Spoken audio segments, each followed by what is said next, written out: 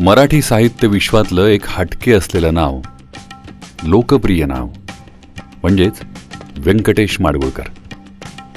कथा, काव्य आणि ललित लेखनाबरोबरच दर्जेदार नाट्य, चित्रपट कथालेखन, स्वतंत्र भाषाशैली, ग्रामीण बाजाची आणि शहरीकरणाची उत्तम जाण आणि या सगळ्याला चित्रकलेची अफाट जोड, असं बहुआयामी व्यक्तिमत्व, निसर्गावर निस्सीम प्रेम करणारं व्यक्तिमत्व व्यंकटेश माडगूळकर.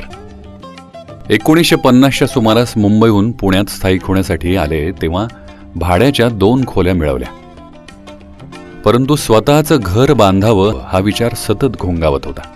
कारण ते म्हणायचे, 4 अक्षरं लिहिणं, रेघोट्या ओढण्याची नोकरी करून दिवसाला 1 रुपया मिळवणं, फार फार तर एखादी कथा लिहिली की 7 रुपये, अशी मिळकत असलेल्या माणसाला आपण घर बांधावं हे कसं सुचेलो.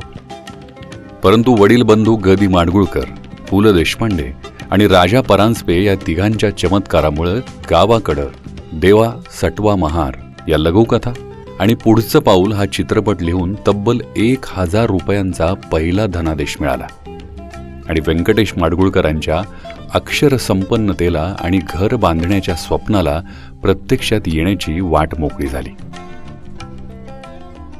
गावाकडच्या गोष्टी, बनगरवाडी, उंबरठा, जांभळाचे दिवस, घरदार अशा पुस्तकांना राज्य सरकारची पारितोषिकं मिळाली आणि या अक्षर बंगल्याच्या उभारणीला वेग आला.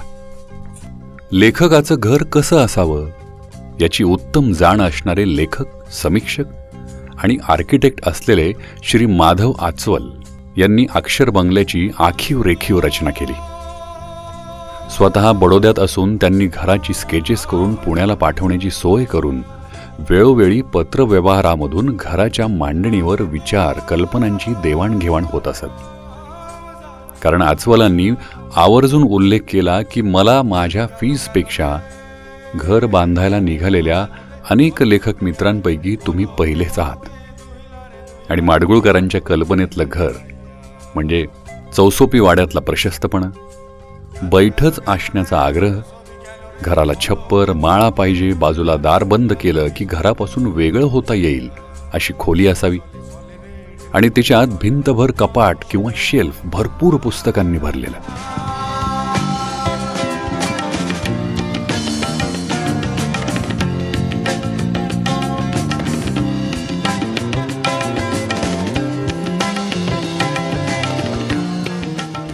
चित्र रंगवायला भरपूर उजेड हवा. घरातही ऊन, वारा, पाऊस यावा म्हणून अंगण वजा उघडा भाग आणि परस.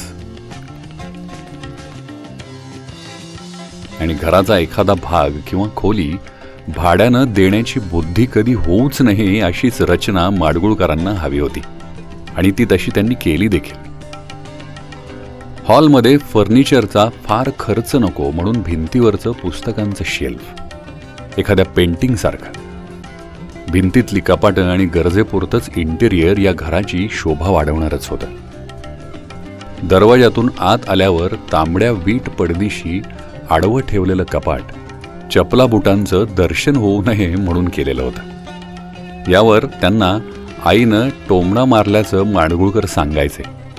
त्या म्हणायच्या, अक्षरमध्ये जोडे ठेवण्यासाठी कपाट आहे, पण माडगूळला दूध दुभत्यासाठी पण नाही बघ.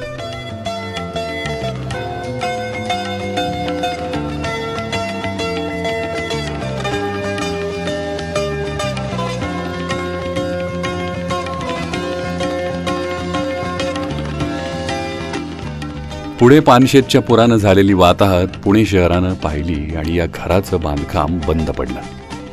डबर, मुरुम, विटा, वाळू, कड्या, कोयंडे सगळं जमवताना पैसे अक्षरशः चुरमुऱ्यासारखे संपून गेले आणि एखाद्या चित्रपटात शोभून दिसेल असा संघर्ष पुन्हा एकदा घर उभारणीसाठी सुरू झाला. आणि खर्च भरून काढण्यासाठी पुन्हा एकदा पुस्तकांनी, अक्षरांनी हात दिला. बनगरवाडी, गावाकडच्या गोष्टी, काळी आई, उंबरठा या सगळ्याचे हक्क प्रकाशकांना देऊन मिळालेल्या पैशातून पुढचं काम सुरू झालं. बांधकाम चालू असताना माधव आचवल आले. भिंती पाहून म्हणाले, माडगूळकर, काय शनिवार वाडा बांधताय की काय? एवढ्या रुंद भिंती कशाला हो? कारण माधव आचवलांना पिढ्यानपिढ्या टिकणारं घर अपेक्षित नव्हतंच मुळी. तुम्ही आपल्या हयातीचं पहा, मुलांनी तुमचं घर गोड मानून घ्यावं हा आग्रह कशाला? मुलांचा विचार आज तुम्ही कशाला करताय?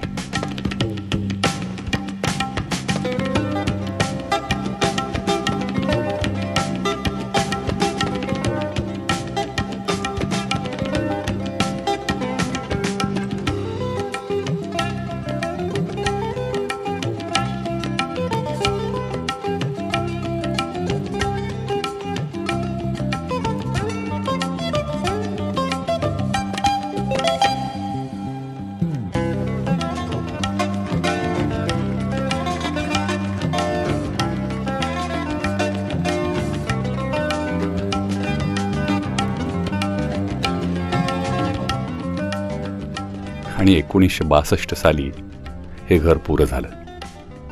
52,000 रुपये एवढा खर्च त्यावेळी त्यांना आला घर पूर्ण करण्यासाठी. घराला नाव हवं होतं. माडगुळकरांनी ते अक्षर असं ठेवलं, कारण अक्षरावरच तर हे घर झालं होतं ना. अक्षरांची समृद्ध परंपरा लाभलेली ही वास्तू आज नवा आकार घेत आहे. या कार्यासाठी आमची निवड झाली याचा आम्हाला अभिमान वाटतो. नवी रचना करताना या थोर वास्तूच्या आठवणी जतन करणं आम्हाला महत्त्वाचं वाटतं, कारण अशाच रचना नवनिर्मितीची प्रेरणा देतात. Pandit Javadekar, excellence through perfection.